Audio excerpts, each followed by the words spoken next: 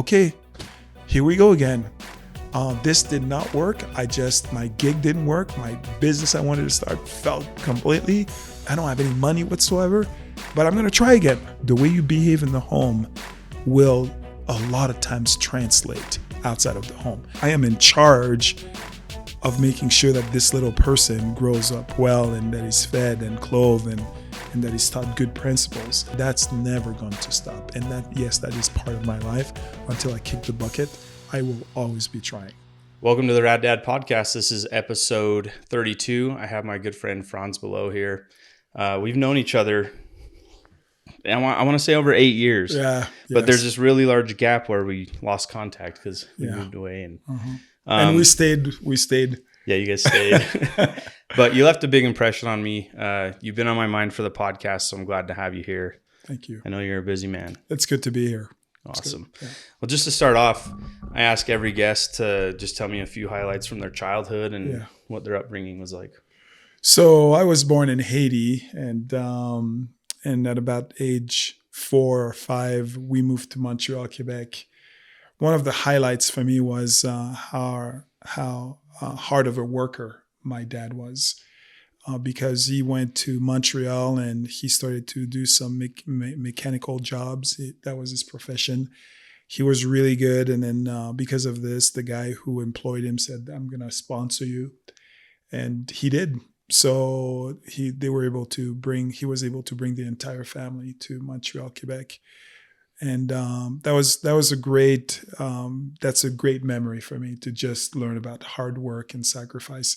He wanted to be a medical doctor, but that didn't work out because he had to provide for his family. So I think that's a great example of a good dad. And a funny example, one of the very first things I've tasted when I was in Montreal, we got there in the winter time. Everything was white. You got to imagine, I'm from Haiti, where everything is black, including the people. So you go to Montreal and it's the opposite. And then I was somebody made me a peanut butter sandwich, and I thought I had died and gone to heaven. I still remember. I'm like, what is this? And I thought to myself, that is the best thing ever. So it was just a funny memory that I have. Yeah, that's awesome. When you say you observed that your father was a hard worker. Was it kind of the norm growing up? Did people tell you he was a hard worker and then you realized it, or was it like you observed it? And well, as a kid, you don't realize what's a hard worker and what's not a hard worker. Yeah. Over time, a lot of people have said that to me. I remember Dad working really hard and coming home and he was tired. We weren't members of the Church of Jesus Christ of Latter-day Saints, so he'd come home and basically take his beer, put his feet up and chill. But I remember that he was tired, so we wanted to play with him, but you could tell that he was exhausted.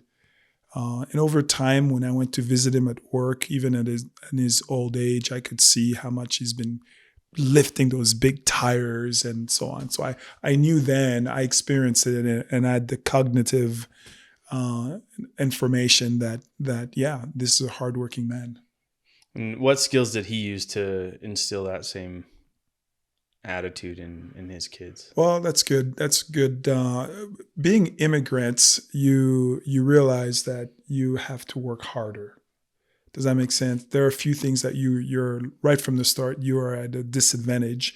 Not only you look different, but at the same time, people don't know who you are, right? They've never been around you. So back in the day when I was in Quebec, we just felt the need to work harder. And I think that he and my mom passed that on to us, to just consistently push for better things. So that's definitely a skill set. My kids will tell you what's Dad's favorite thing. They'll say he likes to work. Really? And so he passed that on to me, and I'm grateful for that, because good things happen when you work.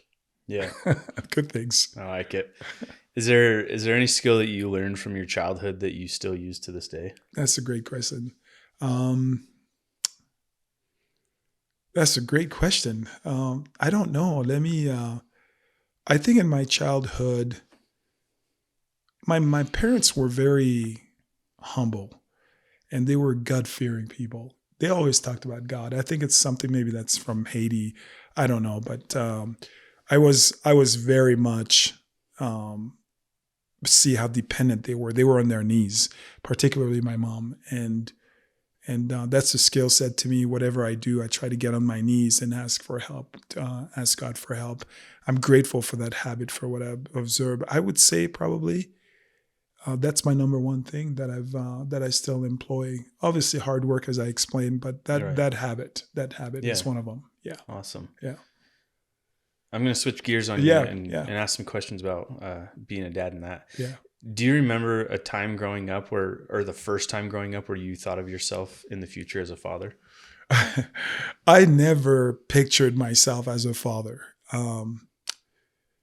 It was very humbling when my firstborn was when we had our firstborn, and I remember holding that little boy, and I was literally shaking because I'm like, my goodness, I am in charge. My wife and I, but at this moment I was very selfish. I'm like, I am in charge of making sure that this little person grows up well and that he's fed and clothed and that he's taught good principles. That's really when it kind of clicked for me that I was a dad. Before this, I'm like, it was a concept, but it wasn't real. It was not until I held that baby in my arms, that's when I realized that, yeah, I'm a dad. Yeah. Katie and I were married 6.5 or 7 years before she got pregnant. Yeah. And I feel like, during that time, I was a married man. I knew we were going to have a family. We were going to start a family. And, in my mind, I'm like, yeah, I'm prepared. And I had these thoughts of being a dad. Yeah. And then the pregnancy happens and I'm like, okay, I got 9 months to really hone in my skills. Yeah. But the moment that baby gets here, it's like, it's a completely, it's a whole new world, a whole new mindset, and a little bit of fear. Yes. Oh, total fear for me. I'm like I said, I was shaking. Yeah. So yeah. What other pressures did you feel? Like what ran through your mind? Well, I felt that I needed to be a good guy. I wanted to do what my parents did for me. They taught me good principles of being a good human being, right? I mean, for some people that would say that's debatable. But I feel that I've turned out to be a good guy. But I don't say that I've done it myself. I had good teachings. Yeah. I saw respectful parents. I saw hardworking parents, God-fearing parents.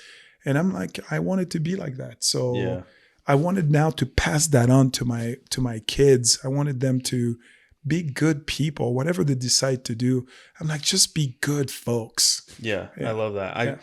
I've had guests on here that have had a very rough upbringing. Yeah. To the point where they were so scared to even bring a child into this world because they didn't want them to have the same childhood that they had experienced. Yeah.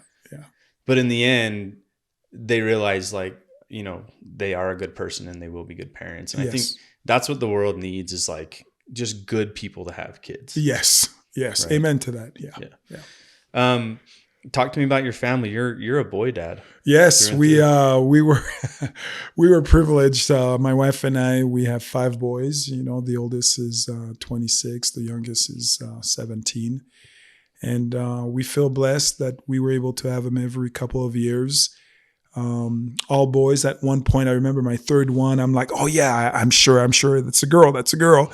And my wife, we didn't want to find out, and she says, "Are you sure?" I'm like, I can feel it in my bones. Yeah. No, it was a boy. And after this, she says, "You're a false prophet." So she never listened to me after this. After this, I gave up. It was another boy, number 5. So it's been great to raise those kids. We made it a point in our home to not fight. I had seen in extended family sometimes when people, when siblings don't get along. Don't get me wrong. It's not perfect, right? But when siblings come to blows with each other, I had observed this at one instance, and I'm like, and I was a young kid, I said, if I'm ever a father, I never want my kids to ever lift a fist to another. There's been some occasions that it's been very close, maybe one swung at the other, and I would not have that. And I think that over time that's paid off because they won't fight. I mean, they may say things unkind to each other, but the blows and so forth, I'm like, that's not unacceptable. Brothers do not fight. So that I grew up with three brothers, and yeah. we all did martial arts and wrestling. And Okay. it was a jungle Yeah. in the basement of our house, Yeah, yeah. And my parents were the same. They said, be the peacekeeper. Yes. And I always wondered, I'm like, why? Yeah. Like, I don't understand. Yeah. But learning that skill at such a young age ripples into your future relationships. Yes. And if you can keep the peace with your siblings, you can probably get along with pretty much anyone. Yes, I would agree with that. Yeah. I would agree with that. Being a boy dad, yeah. What experiences did you have as a father that you can share that, other boy dads can learn from? Well, that's a good question. I think that you start realizing I love basketball, and I had hoped that one of my kids would be an avid ball player. I'm not very good at it, but I just loved it. And my kids were their physics, or just the physical way they look, had kind of the right body type to play that sport. And they did play it, but they didn't really get into it. So I started learning that not to impose my love of sports or my love of anything onto my children. That's the one thing I learned as a boy dad, because I'm like, okay, they're going to be great in basketball. They're going to learn things I've never learned. They're going to love soccer.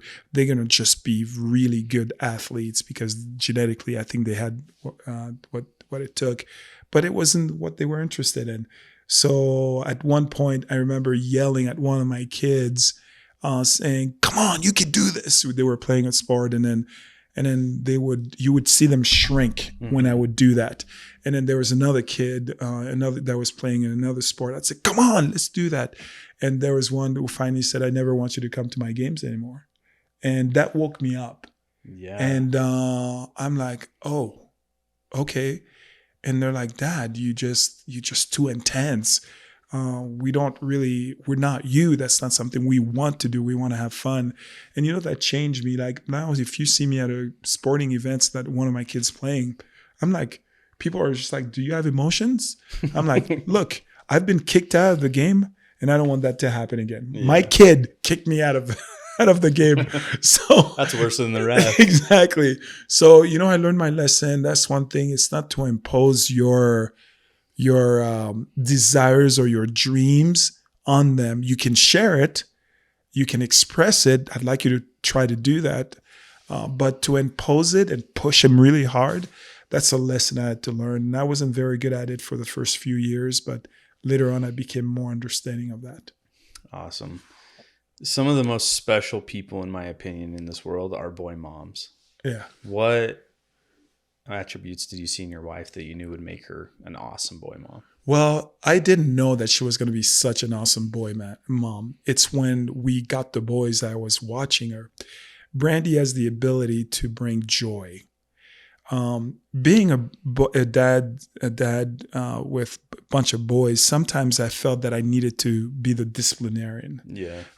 Good or bad, I just felt that I needed to say, this is the way, this is the line, and so forth. My wife was more the gentle one and let's have some fun. So she was always bringing the fun. Nowadays, kids come back home. Sure, they love me, but they come back home for mom because she's the fun one. And she still is bringing the boys together, one with his wife, where we go eat together. We go play tough golf together. We just go do things together. It's not something that I would have done per se. I just don't think that way. But she's always like, we got to do things together, Frantz. And that's been tremendous because the boys needed that. They needed a glue. And because sometimes with boys, you get a little bit competitive as a father and them also because it's two men, especially when they grow up. But with her, it was more like the flower. Yeah, mom knows best type of thing. So yeah, that's what's happened. She was just very gentle and very, very fun for the kids, and still to this day. In such a crazy world, did you feel a pressure to raise these men these boys into men, and how did you handle that pressure? Very good question. I'm very religious by nature. I believe deeply because I saw my parents and how they went through life through their faith. So I wanted them to be God-fearing people. So we speak a lot about God, about the Savior Jesus Christ in our home, like a lot. And because of that, I think that they feel that they have a responsibility to heaven, if you will. I'm like, sometimes they'll say, Dad, I'm not doing this for you. I'm doing this for the Savior. I'm doing this for Heavenly Father. And that makes me happy to know that this is not about Frantz. It's about them wanting to please their maker. So that's been the pressure for me. The pressure for me was teach them about God and being good citizen, as I said earlier, but good God-fearing individuals, so that they can literally make a difference in their lives, in the lives of other people. And I think that to a certain extent, they've been learning that. That was my pressure. And I didn't want to be a hypocrite. I didn't want to live one or say one thing, and then they would see me behave differently. I would always say, you can see how I'm behaving to see whether or not I believe in what I'm saying to you. Yeah. So how do you bring God into your home? Because I have a 3-year-old, so he's at the age where he's like retaining information. Yeah. And I'm just curious, like as our kids get older, like how do we keep God in our home? Oh yeah, I love those questions. It's nothing complicated. I learned my mom would always pray to God. That's just what she did. So we prayed. We would miss some time, but we prayed daily. I mean, we just prayed daily. We would read the scriptures daily. And then we went through some tough times as a married couple, financially. Sometimes we learned certain things about one another, my wife and I, and then we, just like normal couples, we had to understand each other and grow to love one another. You just grow together, especially if you have somebody who's willing to work with you. So those types of things and financial issues and so forth, we went through difficult times, and the kids saw that, and we talked to them a lot about this. And we said that there's no way that we would be able to succeed in this life without the help of the divine. And we've said to them, always turn to God. But they've seen us do it. And to me, that's what it is. Yeah. Is that they've seen us do it. It wasn't just like me preaching to you, but it was more like, oh, he's drinking the Kool-Aid. He's actually doing what he's sharing to us. To me, that's so it's the simple things, but do it yourself. Does that make sense? Yeah, it's an interesting point you brought up, that you allowed your kids to see you and your wife struggle. Yeah. There's so many different ways to parent, and one of those ways is don't let your kids see you struggle. Yeah. Like always keep face and be strong. Yeah. Why'd you let your kids see that? Well, it's really hard for me to fake things. So if I'm having problems at home, people will know. They'll know that because I'm not, I get that look in my face, and sometimes I get quiet. So they're like, they know. And then sometime we'll say, hey, guys, we have to be careful the way we're spending money. Because right now I'm not making a lot. In fact, I'm having 2-3 jobs, or whatever it may be, whatever circumstances were. So I would bring them together because I wanted them, I purposely, intentionally wanted them to see that life is not all rosy. And then they saw that sometimes mom wasn't very happy with me, and sometimes I wasn't very happy with mom. So, but they also saw that we work through those things. Does that make sense? Yeah. And we would say, hey, look, we don't see things eye to eye, but the one thing we do have is that we work through things. So we wanted them to see that we weren't the perfect couple. We were a couple that loved each other, but that required work to become even better. And they saw how we became better over the years. If you're going to build a tool belt and give it to a new father with boys, what is in that tool belt? I would say, for me, I don't know what religion people are or if they even believe in the divine. I think that one of the tools, that's all I know. So I don't know anything else. So I would put a belief in God, a belief that we are all brothers and sisters and that we should treat each other as such. I would, in the home, I would also give him a tool that the way you behave in the home will a lot of times translate outside of the home. If you respect people in the home, you will most likely respect people. I would also put the tool of work hard. You're a man. Just work hard. You have to provide for yourself. And if you get married, even if your wife gets a job, you have a responsibility of protecting and of making sure. And then some people may say, I'm a male, typical male. I don't care. To me, it's you provide for your family. That's what you do. And even if your spouse works. The other thing is, I would say, have fun. That's one thing that I just love to learn about Brandy. She had a lot of fun. It wasn't so much always discipline. Another tool I would say is provide guidance. You can't just let kids run wild. You got to give them some guidance, even if they hate you at first for that at times. But if you provide them with guidance, they come back to you and say, hey, Dad, what do you think about that? Not often, but they'll do it. So, and I would just, I'm 55 now, and I'm thinking to myself, what have I learned? I've learned that things work out, that kids go through a certain stage, and not to condemn them in that particular stage, because sometimes they drive you crazy, and you drive them crazy as well.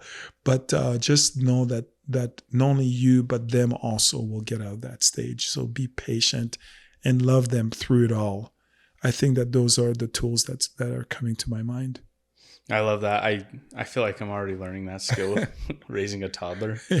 I have to keep in mind, like, just remember this will come to an end. This stage will come to an end, and he'll be this perfect teenager that we get along, right? Sometimes it does. Sometimes it does. I really like that.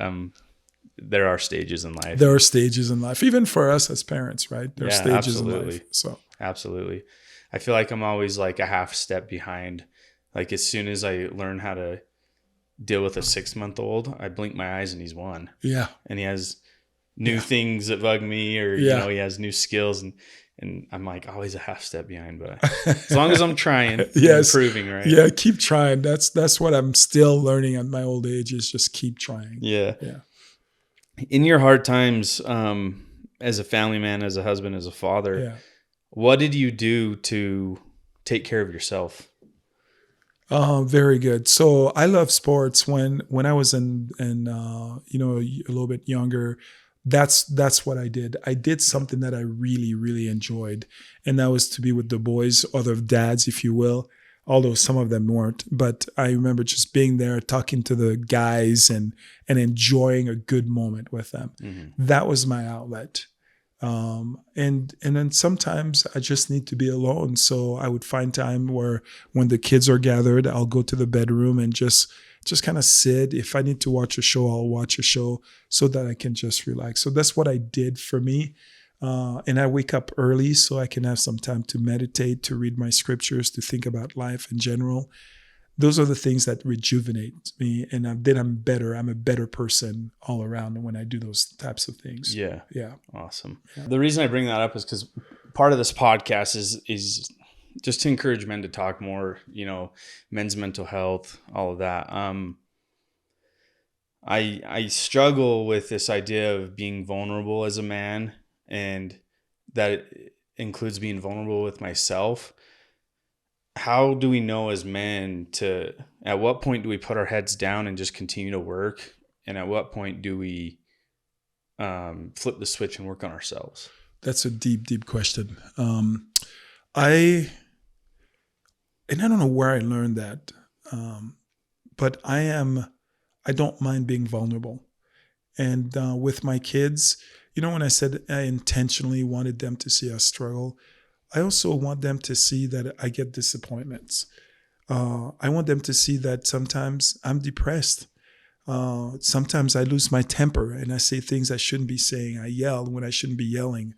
I want them to be able to see that, so that they can also see that I can say, hey, I'm sorry, John, for talking to you that way, which is hard for me to say to what a kid is, right? To a kid. But I wanted them to know that I just struggle just like they do. So when it comes to mental health, to me, I don't try to hide, because that causes more problems for me internally in my mind and in my heart if I try to hide my emotions. So I'm hide them from other people or from yourself? Well, I don't hide it from myself. I'm like I'll just say I sometimes talk to myself, right? I'll say, what's happening, man? You're better than this. Why are you so sad? Or why are you so frustrated? What is it that you need to do? Yeah. So I don't hide, but I also didn't want to hide in front of my kids. My kids have seen me cry. I don't care. I wanted them to I didn't want to hide in front of my wife. I didn't want to hide in front of my kids, but I wanted them to also see how I work through those things. Yes. So because if they don't see the pain, the disappointment, the discouragement, getting fired, if they don't see some of those things that you go through and see how you get through them, they won't know. So my kids, they give me a great birthday present. One of my kids likes to make raps. And he rapped about me, and he says in one of the lines, he talked about how he's learned that when things get tough, you got to find a way. Mm-hmm. And that was one of the greatest compliments for me. I'm like, yes, he learned that. And that came from showing my weaknesses, that I'm like, okay, here we go again. This did not work. My gig didn't work. My business I wanted to start failed completely. I don't have any money whatsoever, but I'm going to try again. They saw that. Does that make sense? Yeah. I think that's one of the most special things that we can give our kids, is to show them that we can conquer. Yes. And that's like, I feel like that's our legacy that we leave with our kids. Yes. I've struggled with like, what are the positive aspects that come from being vulnerable as a man, but you've kind of helped me realize like it's the turning point where it becomes a teaching experience. That's exactly right. That is exactly right. That they won't know how to conquer, for me, and I mean it, if they don't see how you failed. Yeah. They need to see the failure or the disappointment or the mental stress that you experience, so that they can say, oh, that's the way Dad did it. Does that make sense? Yeah. But they have to see it. Right. They can't see just the perfect person. They're like, well, he never had those problems, which is false. Yeah. I love that.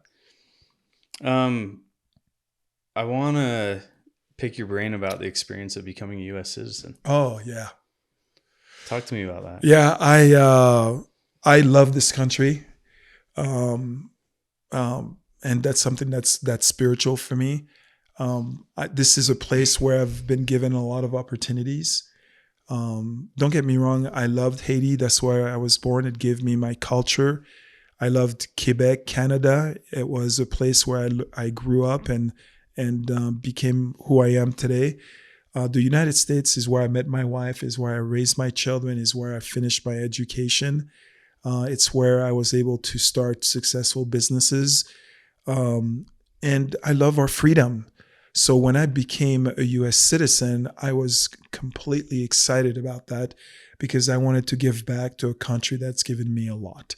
And I'm not naive. We have problems, but I tell you what, bro, I've been in a lot of places, like a lot of places. I've traveled many continents, and this is, for me, the best place for me.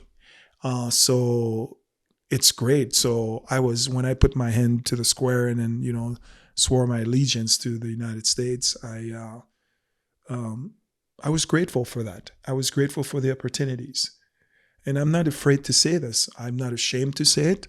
I'm very grateful, and I love this country, period. So I'm excited. So that's why I became a U.S. citizen. And what was the time gap from becoming U.S. citizen to when you moved here? So I moved here in 1990, and I became a U.S. citizen almost 6-7 months ago. So 33 years. Yeah, about 33 years. And it was a tough decision because I felt some allegiance again to Canada, but there came a time I'm like, and although I was still paying taxes because I had a green card and all that stuff, but I wanted also to be part of the political process. Okay. I didn't want to just be the one to whine and say, why is the country doing this and blah, blah, blah. And then when it's time to vote, I'm completely quiet. Yeah. To me, that's stupid. Yeah. So if I'm going to whine, if I'm going to complain, well, I better complain. I better be writing to my congressman, congresswoman, whatever. I better be participating in it. I better lend my voice and vote in what I believe in. I love the fact that we have a democracy, that we can choose who we want. And, so that was special to me. I wanted to participate in that. That's awesome. Yeah. Did you feel a sense of pride when the whole process was done? Oh, yeah. Was it like... Oh, yeah. I'm like, I did it. Because I know most people can't pass the test that you have to take. I know. Yeah. I was very grateful. there was a sense of pride. There was a sense of accomplishment. There was a sense of being a real patriot. So I was, so I'm very grateful for everybody that's fought for this country, for our freedom. I think that our freedoms are remarkable, and I don't want us to lose that. So if I can do my part, I know I'm just one in 300 plus million people here, but I just want to be one to share my voice and hopefully make a difference. You know, I'm not naive again, thinking that I can change the course of the country, but I'm not going to sit down and say, well, there's nothing I could do. I'm going to lend my voice. Yeah. Awesome. What is a skill that you are completely confident in that you have? Oh, that's good. That's a good question. As a parent or just in general? In general. I'm quick to recognize my weaknesses. So I'm confident in that. Does that hurt you in a way? Or? Oh yeah. I get so upset because I'm slow. So. Yeah, I know. I'm quick to recognize my weaknesses. So again, it was instilled in me to be a good person, and I strive to do that. Mm-hmm. And I'm far away from where I really would like to be one day, but I'm quick to recognize that, and that's why I'm always trying, because I know that I can be more patient. You know, not too long ago, I raised my voice to one of my boys, and I had promised myself I wouldn't do that anymore, and I felt so bad, and my wife was so disappointed because I just flipped, you know, and she had to walk out because I was so angry. And then my boy was like, why are you so angry at me? And I felt so bad inside. And I felt yucky. You're like, does that hurt you? You better believe that hurt me. Mm-hmm. So it hurt me. I was disappointed. That my wife didn't feel comfortable enough to be in the house. And I was disappointed that my kid was like, why are you being so angry and so on? I was disappointed that I gave up on a goal that I had. So I was hurt. Inside. But, you know, I'm like, so I told them both, I said, I'm sorry. I'll try to do better. And just give me some time. I'll become better at this. I won't raise my voice. So I'm trying really hard. That's why I'm quick to recognize. And I'm good at recognizing that I have weaknesses. I don't dwell on them because I'm just going to work on them. Yeah. But I'm quick to recognize that. I love that. When I was naming the podcast, you know, I came up with the Rad Dad podcast. Yeah. And then I was like, well, I need to define what is a rad dad. Yeah. And I definitely wanted to avoid, like, it's not the perfect dad. Yeah. But what I came up with was it's the father who is consistently striving to be better. Yes. If you're just trying to be better, you're a good dad. Yes. You know? Yeah, you're getting there. We're all just trying. Yeah, exactly. We're all trying. And you know, I want my kids to remember this as well. I'm like, look, just keep trying. Just keep trying. Don't give up. Keep trying. Yeah. I wrestle with the idea of self-improvement. I almost get frustrated thinking when I was 20 thinking about myself when I'm 30, 40, 50, 60, Sure. I'm like, am I really going to go through this life and consistently try to do and be better? Yeah. To you, is that what life is? Or is there like an end destination where you kind of made it and you can just relax a little? Yeah, no, I just shared with you an experience that happened to me about a month ago.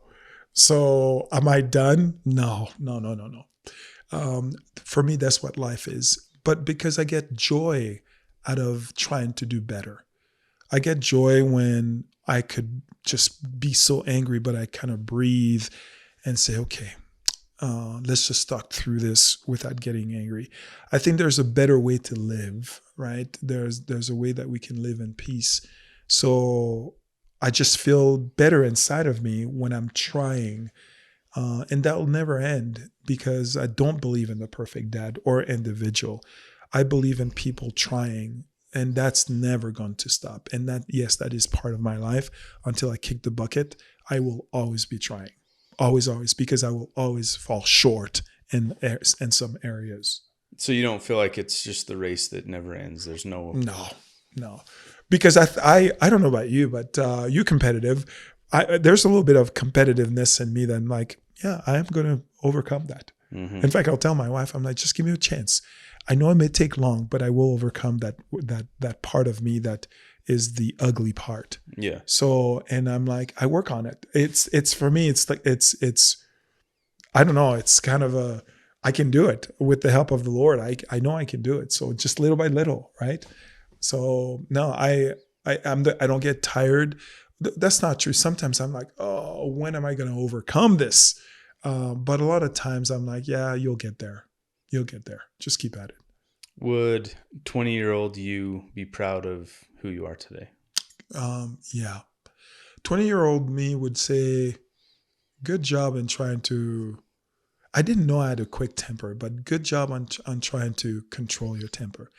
And I didn't know that sometimes I want my way and not anybody's way. 20-year-old would say, wow, you mean that you're actually listening? And 20-year-old would say, you finally created a few businesses that work. Because sometimes you're like, can I ever do that? So 20-year-old would say, that's because you kept at it. Yeah. You just kept at it. You didn't give up.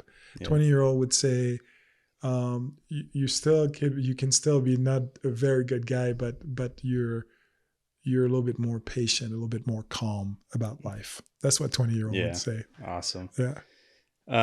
Just to wrap up the podcast, Sure. I ask all my guests the same question. Yeah. And that is, if there's one lesson you want to leave with your kids when you're no longer here, what is that lesson? Oh, that is the core for me. I would say to my kids that I would want them to know that I don't consider that I've ever given them anything of great value. And I've said that to them, whether it's been a shelter or home and so forth, all those were necessary. But I would say that the greatest thing that I would want them to know is that there is a Savior in the world, and his name is Jesus Christ, and he's real, and he can help you go through all things if you follow his teachings. I would, that is the one thing that I would tell them. Awesome. Yeah. In fact, I just on this quick note is that I can see myself on my bed dying and my kids holding my hands, and I can say, believe in the Savior. He'll help you. I can see that. Those will be my last words. Yeah. So. And I'm sure you will have told them many times. Oh yeah. This is not going to be news. They'll laugh. Yeah. They're like, yeah, that's Dad. Awesome. Well, thanks for coming on the podcast and sharing your thoughts, insights, and stories. I really appreciate it. Yeah. I appreciate that too. That was a great experience. Thank you. Cool. Yeah. Thanks. Yeah.